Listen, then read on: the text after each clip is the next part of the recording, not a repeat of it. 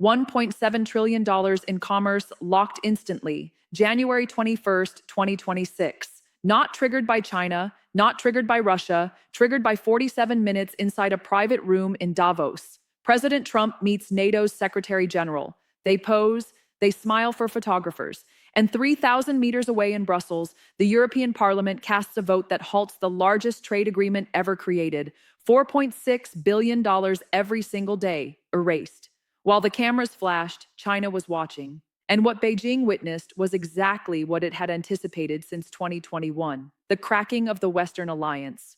$4.7 trillion in shared investments suddenly exposed. Not because of markets, not because of inflation, because of an island most Americans couldn't locate on a map, Greenland. This was the nearest NATO came to collapse in 75 years. I'm going to show you what truly occurred inside that room, why the trade agreement died overnight, and why this impacts your savings, your job, and your future.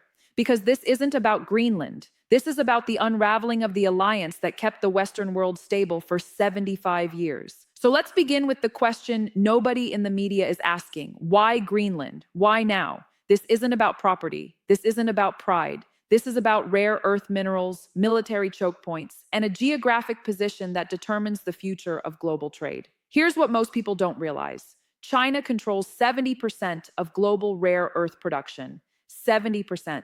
The United States is almost completely dependent on China for the materials used to build American fighter jets, guided missiles, and smartphones. Every F-35 relies on rare earth elements. Every Patriot missile system, every smartphone in your pocket. And at this moment, China controls the supply. Under the ice in Greenland lies $1.5 trillion worth of rare earth deposits, the second largest reserve on Earth. The Knaufel deposit in southern Greenland contains an estimated 2.9 million tons of rare earth oxides. If developed, that alone could supply 15% of global demand. That's enough to break China's monopoly.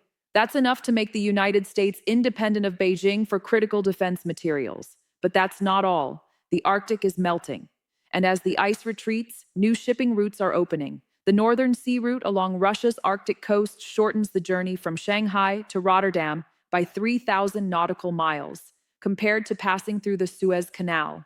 At current shipping costs, that saves roughly $1 million per voyage for a single large container ship. Multiply that across global trade volumes, and you're talking about tens of billions of dollars in annual savings. China understands this. In 2018, China declared itself a near-Arctic state. Geographically absurd. China is 4,800 miles from the Arctic Circle. But Beijing doesn't care about geography. They care about access. They've been trying to invest in Greenland for more than a decade. In 2016, a Chinese firm attempted to purchase an abandoned naval base. Denmark blocked the sale. In 2018, Chinese state-owned companies offered to finance 3 new airports in Greenland. The United States pressured Denmark to reject the funding. And then there's the military dimension. Pufik Space Base, 750 miles north of the Arctic Circle. It houses early warning radar systems that detect incoming ballistic missiles. If Russia or China launches a nuclear strike against the United States, Pufik sees it first. The base is critical to American missile defense. It is non-negotiable for U.S. national security. But here's the issue.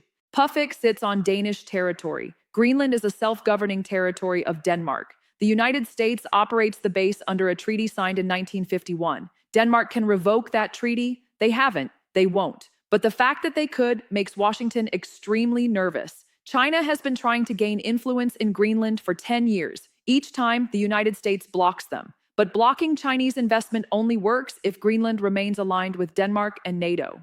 If that relationship fractures, if Greenland chooses independence, China is standing there with its checkbook open. This is the backdrop. This is why Trump wants Greenland.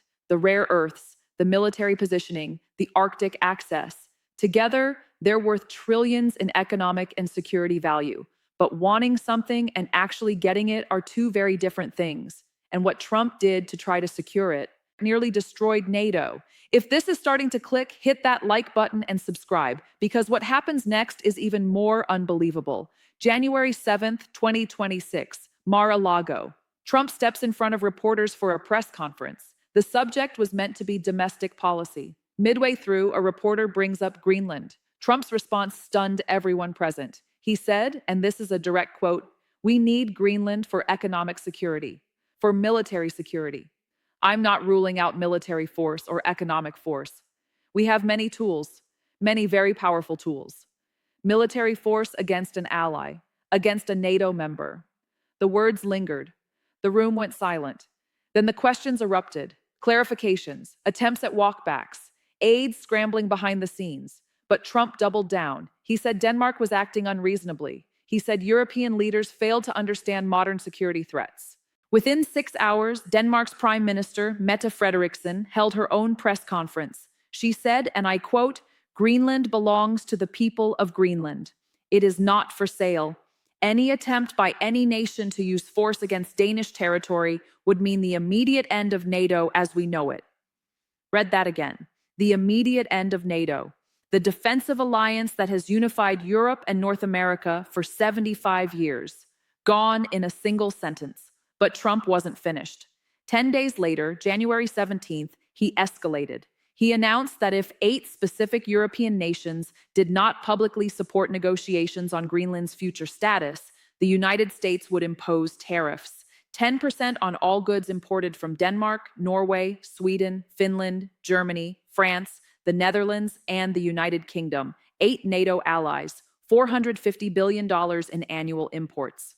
A 10% tariff would cost American consumers and businesses $45 billion per year in higher prices. But it would devastate European exporters. Germany alone exports $127 billion worth of goods to the United States annually. Automobiles, machinery, pharmaceuticals, chemicals. A 10% tariff would make German products less competitive against American and Asian alternatives. Tens of thousands of jobs at risk. Norway exports $64 billion, primarily energy and seafood. The Netherlands exports $87 billion, much of it agricultural goods. France exports $52 billion. The United Kingdom exports $61 billion. Add it together, and this was economic warfare against America's closest allies, not adversaries, allies, countries that stood beside the United States through 2 world wars, the Cold War and the War on Terror. And Trump was threatening to punish them economically because they refused to negotiate away the sovereignty of one of their territories. The announcement included a deadline. If the 8 countries did not agree to negotiations within 30 days, the tariffs would increase to 25% by June 1st. Trump called it leverage. European leaders called it extortion. January 19th, the foreign ministers of all 8 targeted nations held a joint press conference in Brussels. They released a statement condemning the tariff threat as incompatible with NATO obligations, contrary to international law, and fundamentally destructive to the transatlantic relationship. But more importantly, they drew a red line. The statement declared, "The territorial integrity of member states is non-negotiable. Any attempt to coerce changes to sovereign borders through economic or military threats represents a violation of the principles upon which NATO was founded. If such threats are carried out, member states will be forced to reconsider their participation in alliance structures." Reconsider their participation. That's diplomatic language for we might leave NATO. Germany, France, the United Kingdom, the 3 largest European economies, the 3 most powerful European militaries. If they exited NATO, the alliance would effectively cease to exist. And this is where the trade agreement enters the story. Because while tariff threats dominated headlines, something far larger was unfolding quietly. The collapse of the economic framework that governed US-Europe trade for decades. A trade agreement worth $1.7 trillion annually, designed to create the largest free trade zone in human history. It died in a single night, and almost nobody noticed. While public attention stayed fixed on military threats, this is what actually fell apart. August 14th, 2025, 5 months before the Greenland crisis exploded. President Trump and European Commission President Ursula von der Leyen signed a document called the Agreement on Reciprocal, Fair, and Balanced Trade. The media barely noticed. It looked dull, technical, tariff schedules, regulatory alignment, market access clauses, the kind of paperwork trade lawyers read and everyone else ignores. But this agreement was transformative. It was designed to create the largest free trade zone in human history. The United States and the European Union together represent a market of 850 million people with a combined GDP exceeding $45 trillion. That's 54% of global economic output. The agreement would reduce or eliminate tariffs on more than 90% of goods traded between the two economies. It would align regulations on everything from automotive safety standards to pharmaceutical approvals. It would open service sectors that had been protected for decades. The projected economic impact was enormous.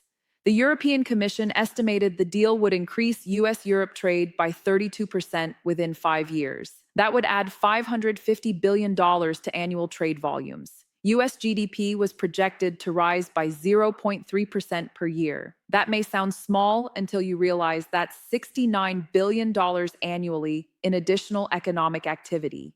The European Union would see comparable gains.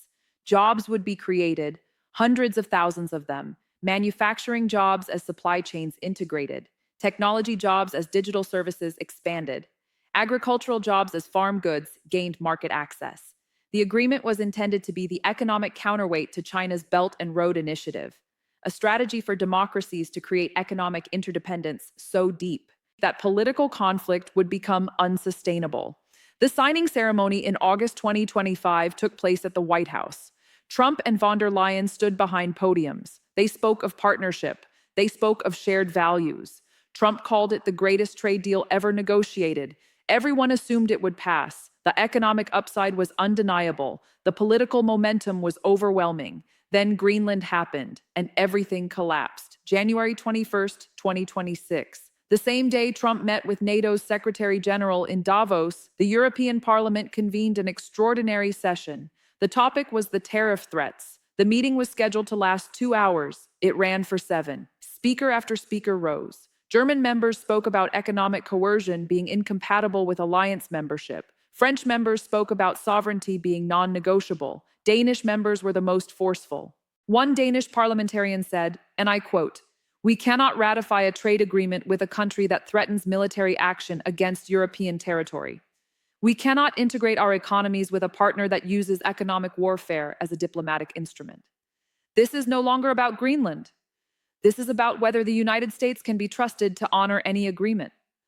The vote occurred at 11:43 p.m. Brussels time.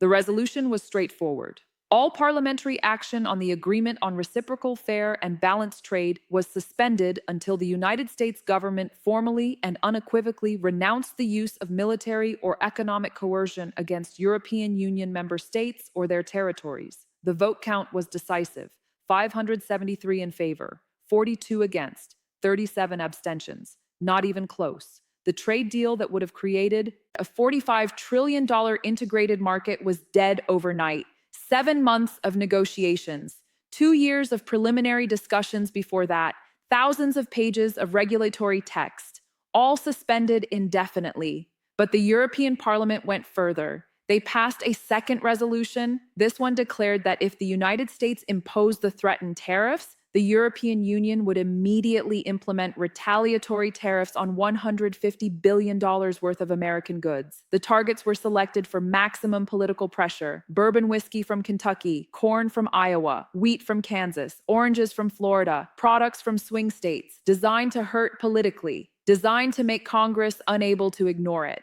And that wasn't the end. The resolution also authorized the European Commission to begin formal consultations with China on a potential comprehensive trade agreement. Read that again. The European Union openly threatened to pivot toward Beijing if Washington followed through. This is what collapsed. Not just a trade agreement.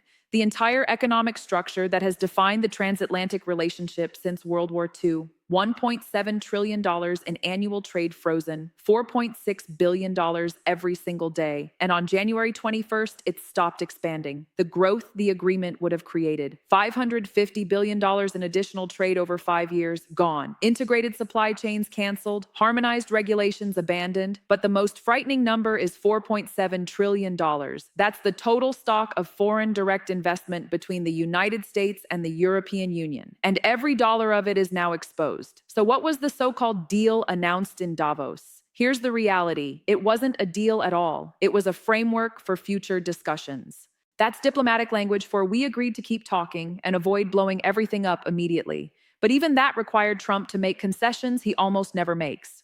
Real concessions. Substantive ones. Concessions that reveal how close NATO came to total collapse. First, the United States formally renounced the use of military force regarding Greenland. The joint statement reads, and I quote, "The United States reaffirms its commitment to the territorial integrity of all NATO member states and territories. Military force will not be considered a tool for resolving questions of sovereignty or territorial status within the alliance." That is a complete reversal from Trump's January 7th statement, where he refused to rule out military action. He had to swallow those words publicly. NATO demanded it. Denmark demanded it. And Trump, facing the real possibility that 8 countries could actually exit NATO, agreed. Second, the tariff threats were withdrawn. The framework avoids stating this directly because it would be humiliating. But the day after the Davos announcement, the White House quietly released a statement saying the tariff review had been postponed pending further consultations. Postponed indefinitely, according to European officials, which means canceled. Third, and this is where it becomes interesting, the framework established a NATO Arctic Security Initiative. The United States, Canada, Denmark, Norway, Iceland, all coordinating on Arctic defense, expanded military exercises, enhanced intelligence sharing. But here's the key detail. The initiative includes a commitment to develop rare earth mining in Greenland under NATO partnership structures. This is what Trump actually wanted. Not ownership, access. NATO nations will invest in developing Greenland's rare earth resources. The minerals will be distributed among alliance members. Greenland receives the economic benefits. Denmark retains sovereignty. The United States gains access to rare earths. China is locked out. Fourth, the framework introduces the Golden Dome Initiative, a proposed missile defense installation in northern Greenland. It would complement the existing radar systems at Pufik Space Base. The system would provide 360-degree coverage of ballistic missile threats from Russia and China. The estimated cost is $18 billion over 8 years. The United States covers 60%. NATO partners fund the remainder through burden-sharing mechanisms. Fifth, and this matters most to Denmark and Greenland, the framework explicitly states that all security arrangements require Greenlandic consent. Greenland's parliament must approve any military installations. They must approve mining agreements. They retain veto authority. This is critical because Greenland has scheduled a referendum for 2028 on full independence from Denmark. The framework acknowledges that Greenland may become sovereign and attempts to lock in cooperation before that occurs.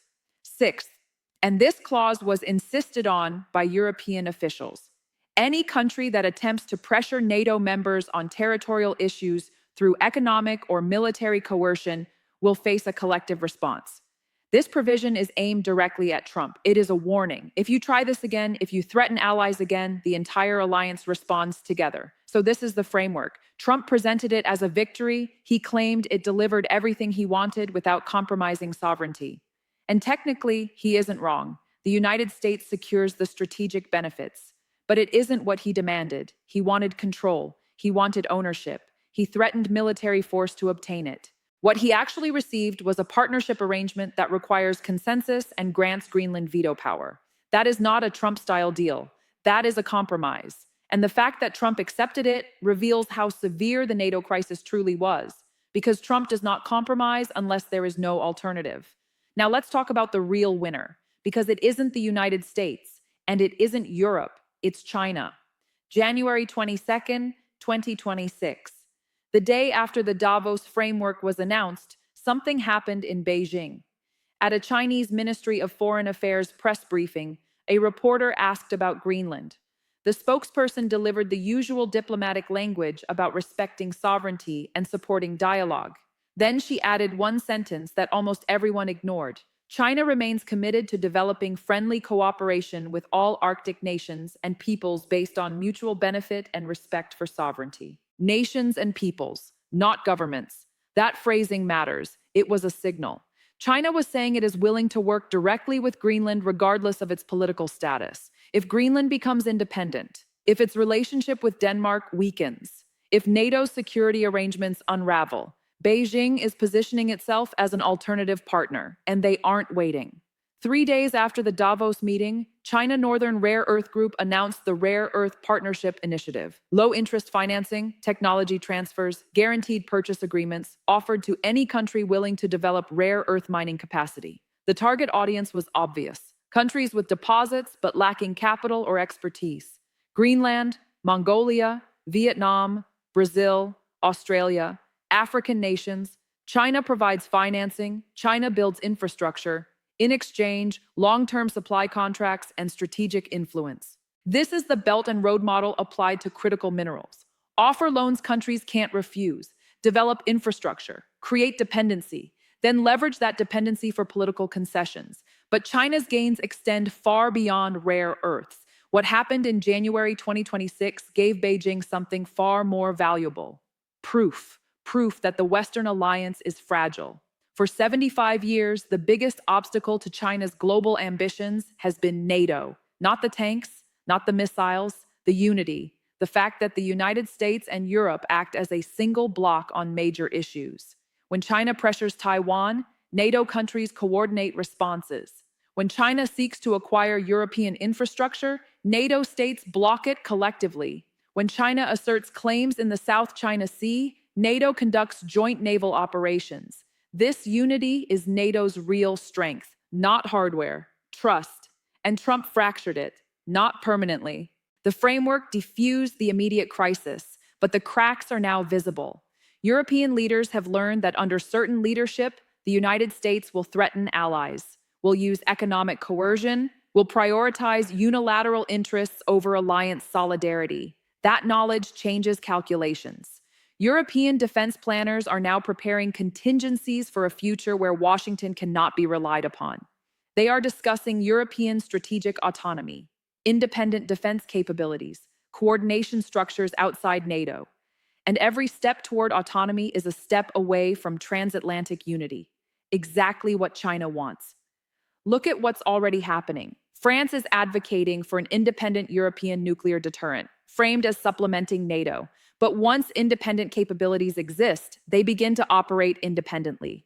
Germany is pushing for a European defense industry that does not rely on American technology, European fighter aircraft, European tanks, European missile systems, capabilities designed to operate without US approval. The European Union is developing its own Indo-Pacific strategy. European warships are deploying to the South China Sea under European command, not NATO missions. None of this is anti-American. European leaders still value the transatlantic partnership, but they are hedging, preparing for a world where that partnership may be unreliable. And that hedging creates openings for Beijing. There's proof this outcome wasn't accidental. In 2021, a research institute linked to China's Central Party School published a report on long-term competition with the United States. It argued China should avoid direct military confrontation. Instead, it outlined 3 priorities: sustain economic growth, expand global partnerships, wait for internal contradictions inside America's alliance system. The report identified NATO as the key vulnerability. It stated the alliance was united by shared interests, but divided by conflicting priorities. As American leadership became more unilateral, European partners would seek autonomy. That autonomy would create openings for Chinese engagement with individual states, weakening coordinated resistance. That was written years before Greenland, and it describes exactly what happened. So what does this mean for you? Because this isn't abstract geopolitics. It affects your daily life. First, higher prices. The suspended trade agreement means tariffs remain in place. Those costs are passed to consumers. European goods cost more. American exports face barriers. You pay the difference. Second, slower growth. $4.7 trillion in mutual investment now sits under political uncertainty. When governments fight, companies delay expansion. That means fewer jobs, slower wage growth, less opportunity. Third, higher defense spending. If NATO weakens, countries build parallel militaries. That costs money, taxpayer money, money diverted away from infrastructure, education, and healthcare. Fourth, growing dependence on China. If Europe pivots economically toward Beijing, America loses leverage. And when leverage disappears, China fills the vacuum. That affects technology standards, supply chains, and global norms. Fifth, technology vulnerability. If rare earth access falters, American defense and tech industries remain dependent on China. That dependency is a strategic liability. So what should you do? Not panic. Prepare. Diversify investments. Reduce concentration risk. Track trade exposure in your industry. Build savings buffers. Stay informed, but skeptical. This situation is serious, but not irreversible. There are three paths forward: reconciliation, trust rebuilt, trade resumes, possible, but unlikely. Muddle through, frozen cooperation, partial alignment, most likely, also unstable, fracture. Another crisis, no compromise, alliance fragmentation, not impossible. Greenland almost pushed us there. The framework bought time. It didn't fix the underlying problem. Trump still wants leverage. Europe still defends sovereignty. China still benefits from division. The next crisis is already forming: Taiwan, Ukraine. Something unexpected. The question isn't whether another test comes, it's whether the pattern is recognized before it breaks the system. January 21st, 2026. $1.7 trillion in trade froze because of an island covered in ice. Trump got a framework, but not control. Europe drew red lines, but exposed vulnerability, and China watched everything. This wasn't an isolated event. It was part of a pattern: internal fractures, escalation, face-saving compromise, lasting damage. Each cycle weakens trust. And that erosion is exactly what China's strategy depends on. The Greenland crisis is over, for now, but the conditions that caused it remain. The warning has been delivered. The pattern is visible. The only question left is whether anyone is paying attention. Thanks for watching. I'll see you in the next one.